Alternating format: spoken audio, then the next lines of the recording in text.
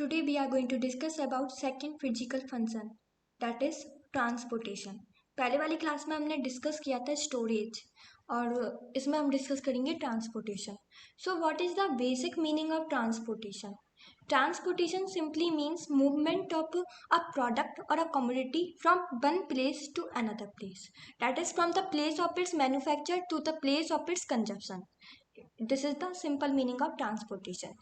मतलब किसी भी कमोडिटी को उसके place of origin, place of manufacturing से ले जाकर उसे प्लेस ऑफ कंजप्शन तक पहुंचाना, वही होता है ट्रांसपोर्टेशन. यानी कि ये एक मूवमेंट फंक्शन है, इसमें हम मूव करते हैं प्रोडक्ट को. ओके, सो ट्रांसपोर्टेशन और the movement of product between places it's one of the most important marketing function.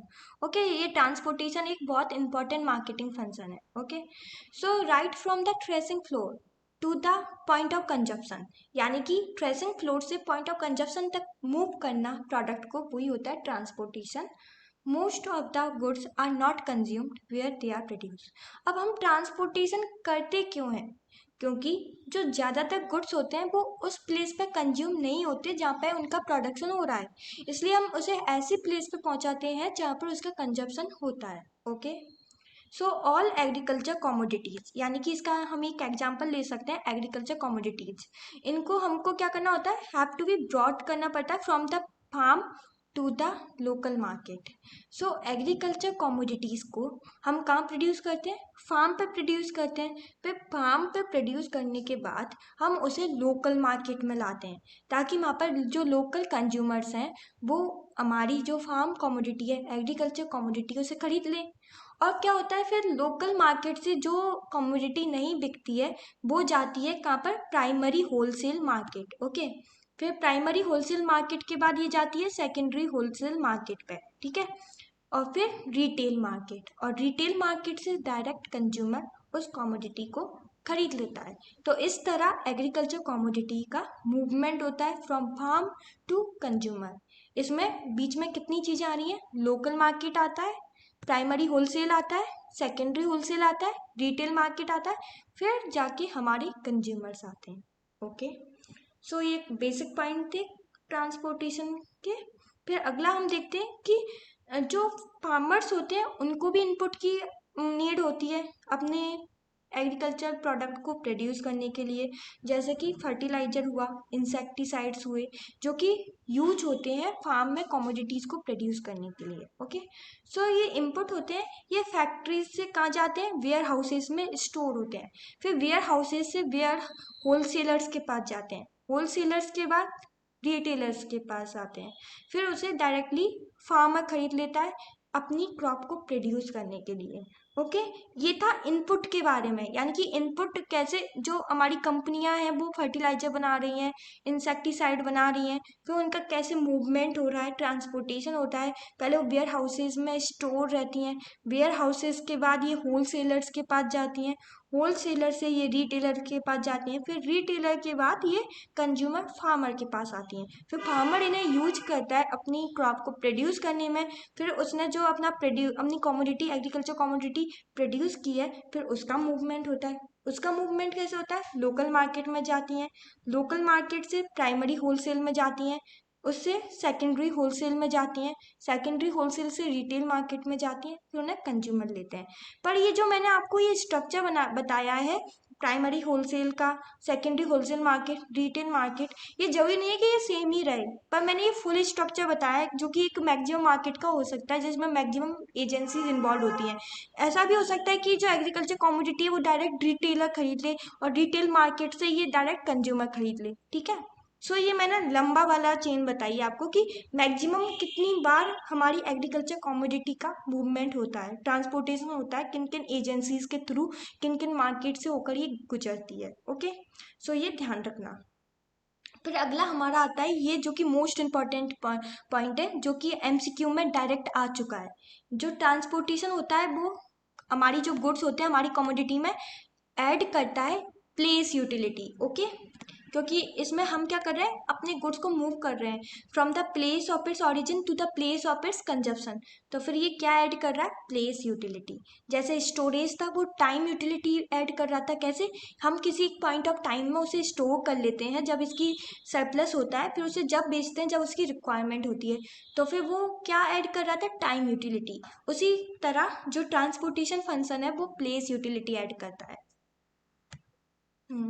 अब हम देखते हैं कि हमारे जो ट्रांसपोर्ट फंक्शन होता है उसके क्या क्या एडवांटेजेस होते हैं। ओके, सो सबसे पहला एडवांटेज क्या है, ये मार्केट को वाइडन कर देता है। कैसे वाइडन करता है, जैसे कि हमारा जो इंडिया है इसमें जम्मू कश्मीर में हमारे एप्पल होते हैं।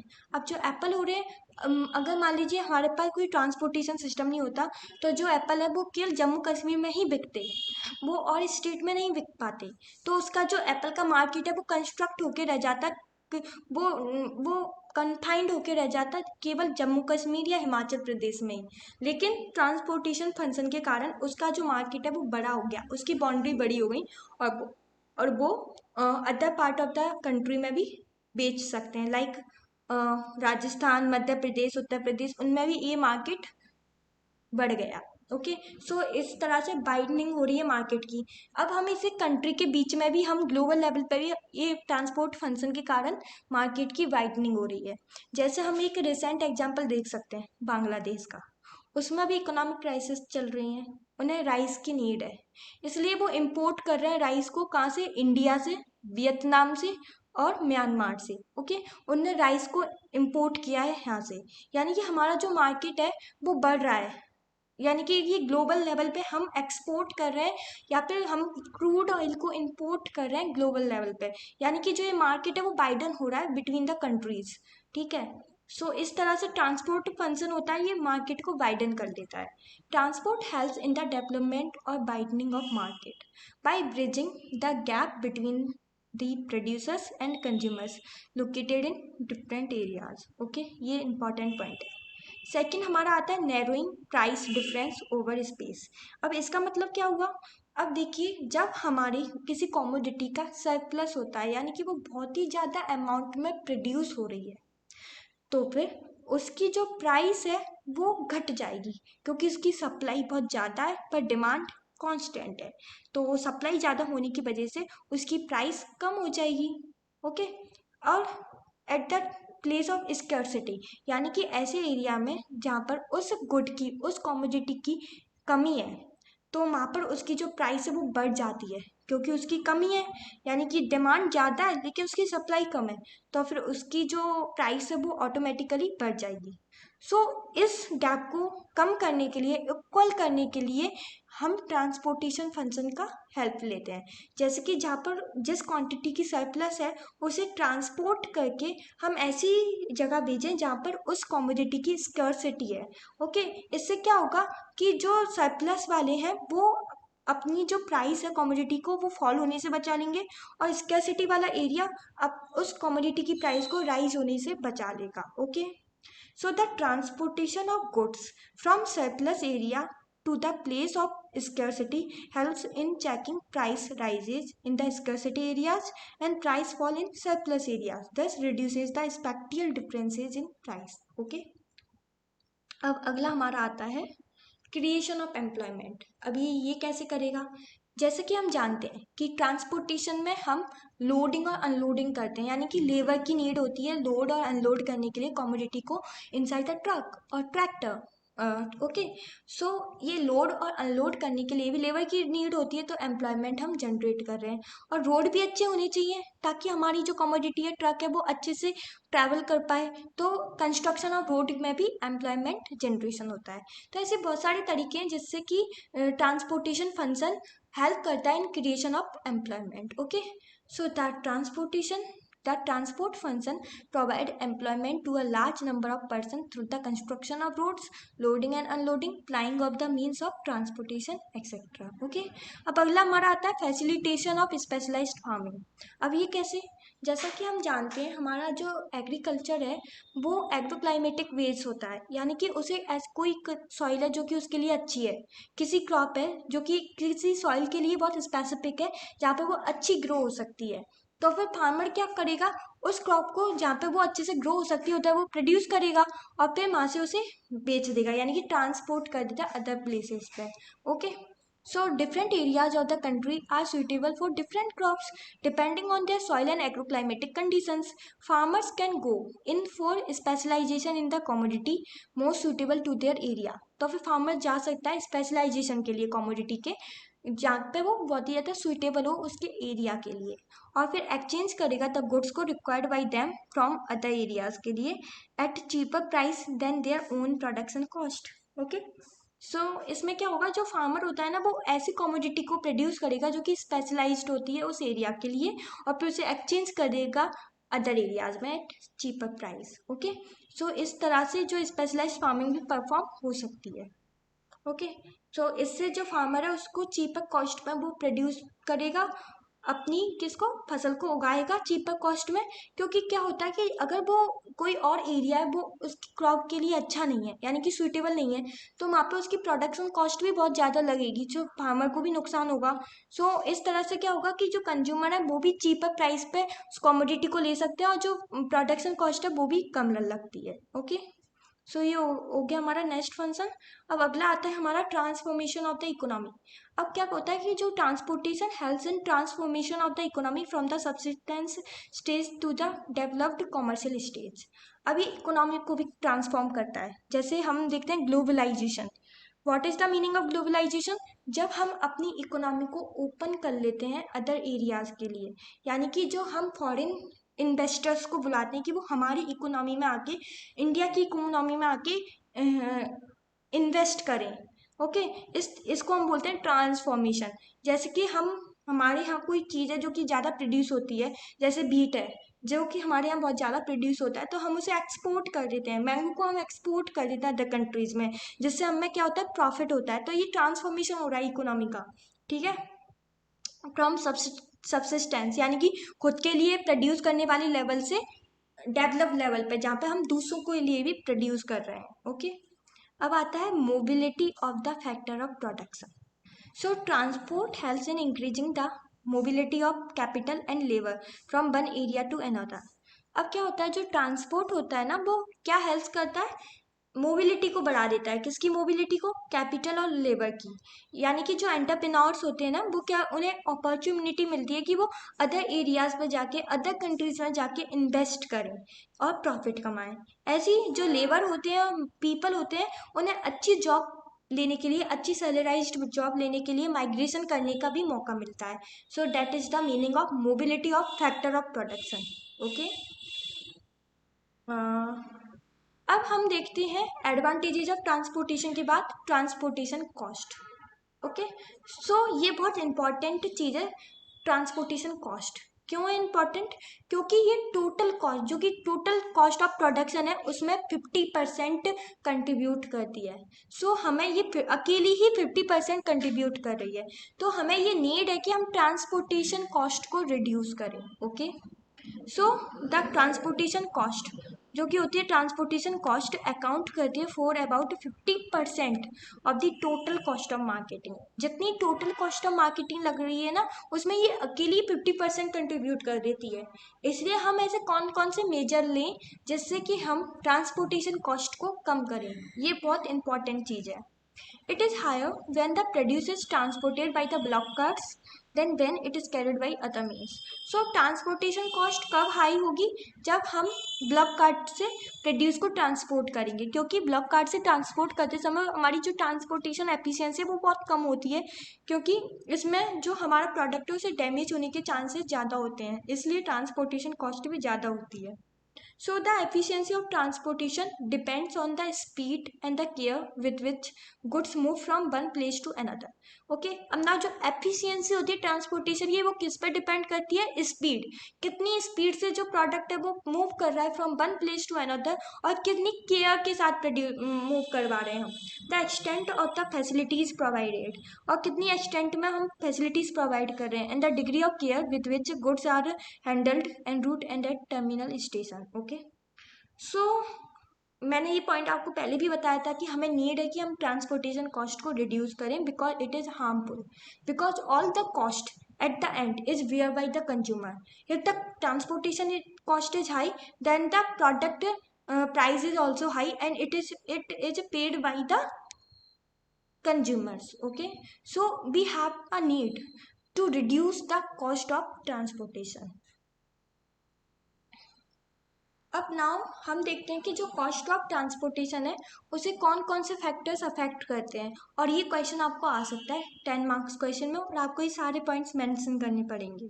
तो सबसे पहले डिस्टेंस, जितना ज़्यादा डिस्टेंस होगा उतनी ही ज़्यादा ट्रांसपोर्टेशन कॉस्ट होगी, पहला पॉइंट। ठीक है, क्या है पहला पॉइंट? जितना ज़्यादा डिस्टेंस उतनी ज़्यादा ट्रांसपोर्टेशन कॉस्ट, यानी कि distance is directly proportional to transportation cost. Okay, ये बात आपने ध्यान रख ली। अब इसी में दूसरी बात क्या है? Transportation cost per unit quantity of the produce, ये डिक्रीज होती है विद आफ्टर सर्टेन डिस्टेंस। ऐसा क्यों है? अब देखिए, पहले मैंने मेंशन किया कि ट्रांसपोर्टेशन कॉस्ट बढ़ती है विद द डिस्टेंस के साथ, यानी कि ट्रांसपोर्टेशन कॉस्ट का डायरेक्ट रिलेशन है डिस्टेंस से। लेकिन जो transportation cost per unit quantity है, यानी कि कितनी क्वांटिटी हम मूव कर रहे हैं from one place to another, वो डिक्रीज होती है विद द डिस्टेंस। क्यों? विद अ सर्टेन डिस्टेंस, ये याद रखना, आफ्टर अ सर्टेन डिस्टेंस। ऐसा क्यों है? क्योंकि देखिए, अगर मान लीजिए मैं 2 क्विंटल गेहूं की बोरियां वो मैं ट्रांसपोर्ट कर रही हूँ from Rajasthan to sorry from Uttar Pradesh to Rajasthan. ठीक है, मैं मूव कर रही हूँ उत्तर प्रदेश से राजस्थान में। सो 2 बोरी गेहूं है, और उसी के साथ दूसरा ट्रक है जिसमें मैं 10 बोरी गेहूं ट्रांसपोर्ट कर रही हूँ।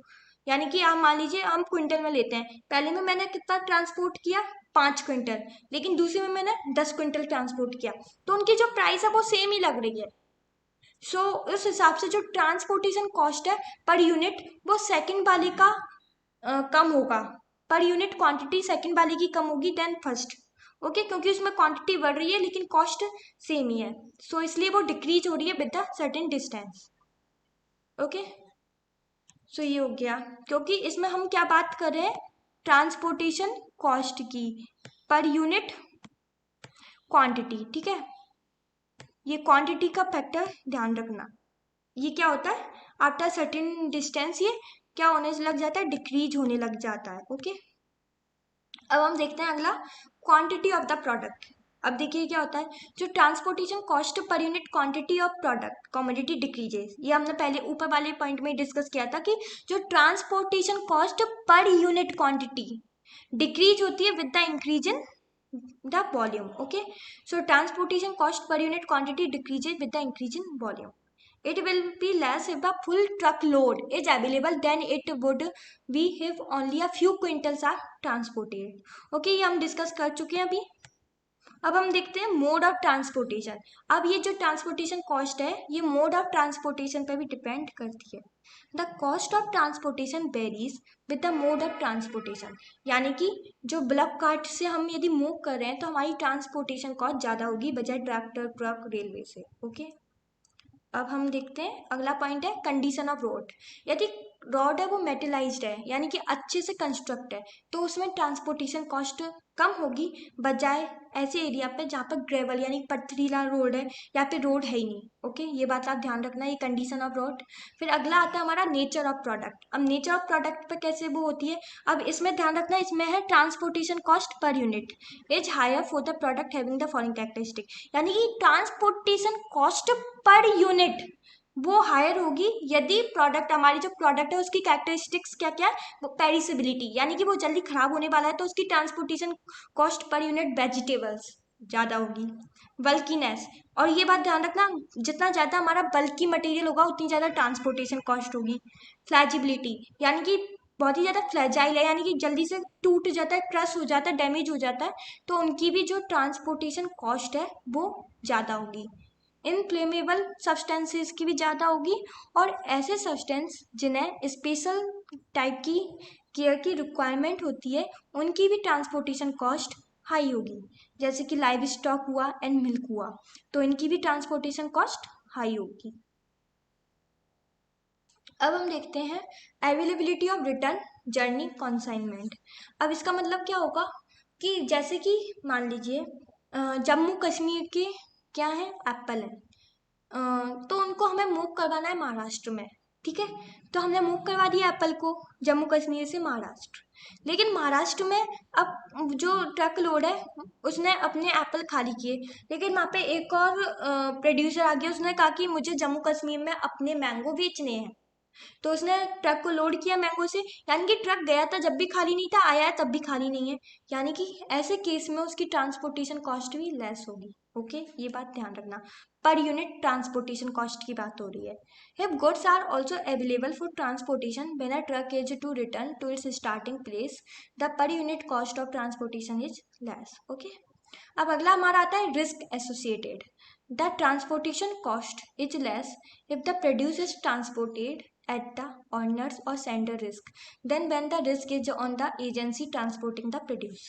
ये बात ध्यान रखना, यदि ऑनर खुद रिस्क ले रहा है, अपने ट्रांसपोर्टेशन की खुद रिस्क की रेस्पॉन्सिबिलिटी ले रहा है, तो ऐसे केस में जो ट्रांसपोर्टेशन कॉस्ट है वो कम होगी, बजाय उनके जो कि ट्रांसपोर्टिंग एजेंसीज हैं। यदि ट्रांसपोर्टेशन एजेंसीज रिस्क की रेस्पॉन्सिबिलिटी ले रही हैं तो फिर ट्रांसपोर्टेशन कॉस्ट ज़्यादा होगी।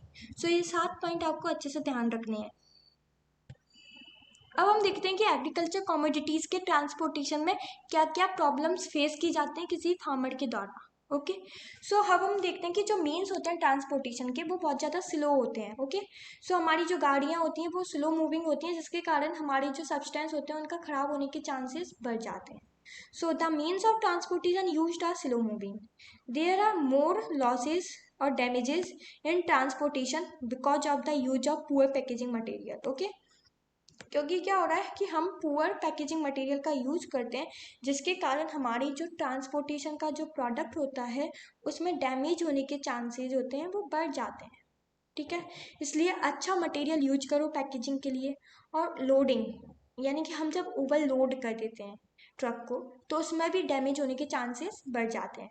और क्या होता है, पुअर हैंडलिंग के कारण, स्पेशली फ्रूट एंड वेजिटेबल्स का at the time of loading and unloading. Okay, so losses और डैमेज कब बढ़ते हैं, जब हम पुअर पैकेजिंग मटेरियल का यूज कर रहे हैं, ओवर लोड कर रहे हैं, अच्छी तरह से हैंडल नहीं कर रहे हैं, और लोडिंग एंड अनलोडिंग के समय जो फ्रूट एंड वेजिटेबल होते हैं उनके डैमेज के चांसेस बढ़ जाते हैं। ओके, अब हमारा नेक्स्ट पॉइंट आता है the transportation cost per 100 rupees worth of the farm produce is higher than that for other goods.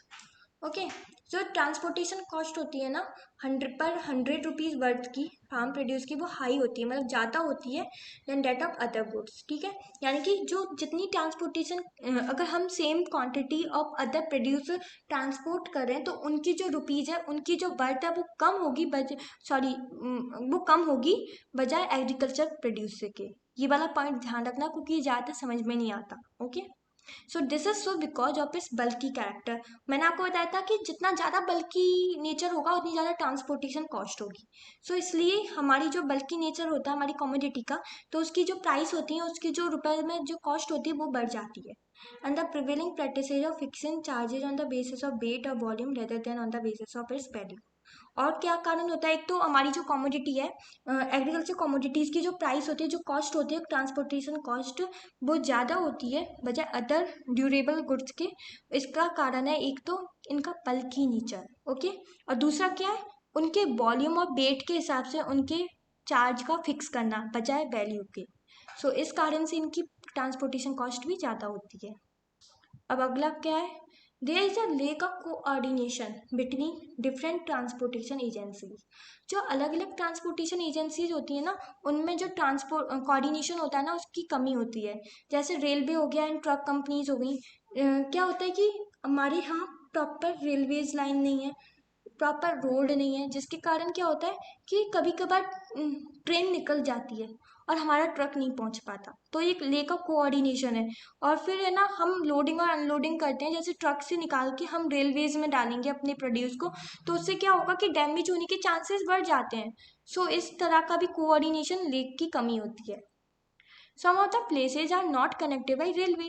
The produce is often transported for a part of a distance by rail and a part by trucks or other means of transportation. So इस कारण से हमारे जो damage हो जाता है product में और हमारे प्रोड्यूस की जो प्राइस है वो गिर जाती है। अगला सिस्टम है the multi gauge system of railway was also a serious problem in transportation of goods railway however now the country is moving towards a unigauge system which argues well for marketing of farm product. Okay, अब क्या होता है, हमारी जो country है ना, उसमें पहले क्या था, मल्टी गेज सिस्टम था, लेकिन अब तो खैर यूनिगेज सिस्टम बना दिया गया है, जिसके कारण हमारी जो कॉमोडिटी थी उसमें डैमेज होने के चांसेस बढ़ रहे थे। लेकिन जब से हमारी कंट्री में यूनिगेज रेलवेज आई हैं, यूनिगेज रेल ट्रेन्स आई हैं, उसके बाद हमारी जो डैमेज होने के चांसेस कम हो गए और मार्केटिंग बढ़ गई। ओके, सो ये थे कुछ प्रॉब्लम जो कि हमारी एग्रीकल्चर कमोडिटीज फेस करती हैं during transportation. Okay, so this is the end of the lecture. I hope you all understand all the points that I mentioned in this lecture. Thanks for watching.